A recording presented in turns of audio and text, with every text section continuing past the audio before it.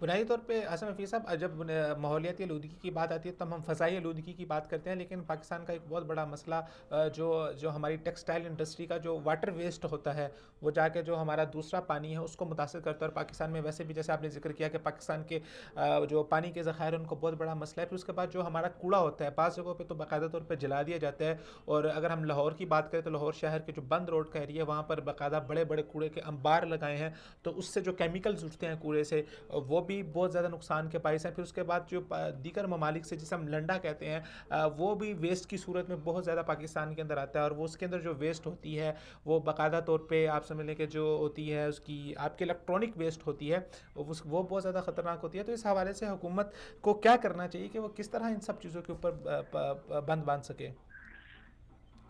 دیکھیں، پوری دنیا میں ریسائکلنگ کا پروسیس ہے کہ خاص کر پلاسٹک کے حوالے سے اور کوڑے کے حوالے سے ریسائکلنگ ہوتی ہے. اور دنیا میں تو شاید یہاں تک ہے کہ اسے بجلی بنائی جاتی ہے، اسے کھاد بنائی جاتی ہے، اور اس کو اس طرح ڈمپ کیا جاتا ہے کہ وہ کہیں بھی ماحول کو نہ آلودہ کر سکے.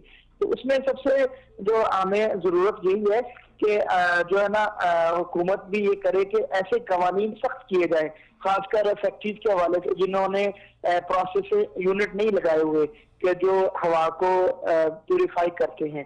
تو بہت سی فیکٹریاں ہیں جو دھواں چھوڑ دیتی ہیں اور انہوں نے وہ پلان نہیں لگائے ہوئے جو کنٹرول کرتے ہیں. لیکن اب پچھلے دن اس میں کچھ پازیٹیو چیزیں بھی ہیں کہ گورنمنٹ نے بھٹوں کے حوالے سے اور اس حوالے سے کافی ایکشن بھی لیے ہیں. مثلا اس دفعہ 144 نافذ کر دی تھی جو سردیوں کے آغاز میں. اسی طرح گندم کے جو فصل ہے اس کو جلانے کی کروایا تھی لیکن اس کو کنٹرول کیا گیا ہے. اس طرح کے کافی اسٹیپ لیے جا رہے ہیں اور مزید لینے کی بھی ضرورت ہے. خاص کر آپ کی بات بالکل ٹھیک ہے کہ جب تک انڈسٹری میں جو چیزیں ہیں جو کیمیکل یوز کی جاتی ہیں یا اس کا ویسٹیج ہے، جب تک اس کو کنٹرول نہیں کیا جائے گا تو ہم آلودگی کنٹرول نہیں کر سکتے، کیونکہ وہ تو گراؤنڈ میں جو ہے واٹر اس کو بھی جو پوائزن پھیل جاتی ہے.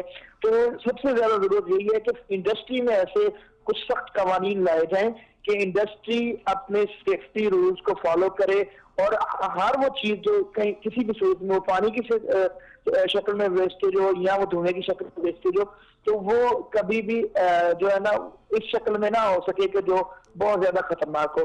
اس کو ظاہر بات ہے پوری دنیا میں ایک رول ہے کہ انڈسٹری تو نہیں بند کی جاتی لیکن اس کا جو ویسٹیج ہے اس پہ کنٹرول ہوتے ہیں اور اس پہ پروسیسنگ یونٹ ہوتے ہیں.